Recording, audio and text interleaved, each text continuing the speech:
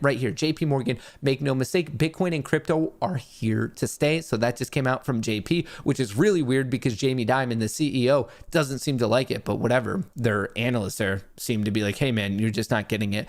And there are other factors that I think should be strongly considered. Purchasing power of $100 over time, 1950, $100. But as you went every single decade, $100 in the past, 70 years is now worth $8.70.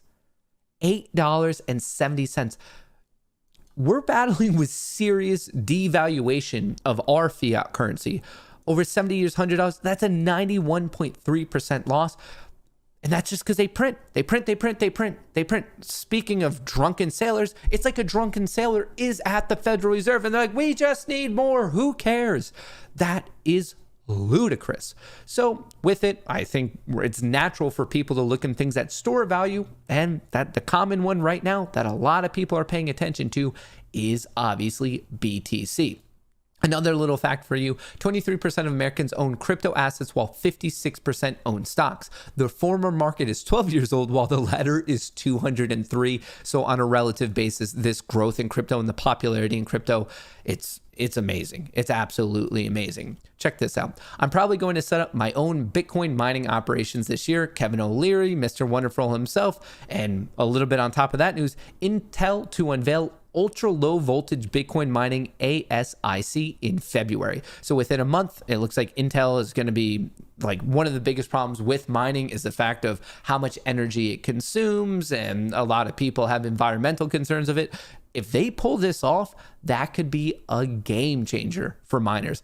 I think it'd be fun to try to see what mining's all about. So if you have any suggestions of like mining hardware that you think's good to just like get going with, I have never done it before. I kind of want to get involved just to learn from my own curiosity.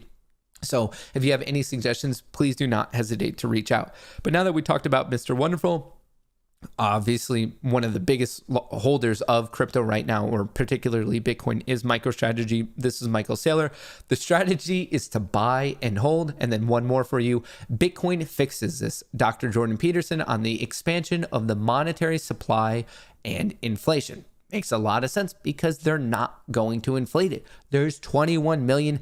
That's it. That's all she wrote. There's never going to be any more. And then finally, not really related to Bitcoin, but I just thought it was interesting news. Breaking: Coinbase and MasterCard have partnered to simplify the purchase of NFTs. So just connecting it to what I saw before. NFTs, it's not the easiest process right now, especially with fees. So you're seeing the connection there. Coinbase hopping in with MasterCard. And last, breaking: BitMEX to acquire 260-year-old German bank to expand Bitcoin services to Europe. Why I decided to include this is because BitMEX, the new company, had enough money that it's acquiring the 268-year-old German bank. It just shows you the expanse and the popularity of these things, that this was even possible. BitMEX has to be less than a decade old, is buying something that's over 2.5 centuries old. Wild. I thought that was like a weird flex of like Bitcoin and what it has done for really society and culture and technology, is the fact that BitMEX bought this 268-year-old German bank. Wild. And it's also cool that the services will just be expanded into Europe.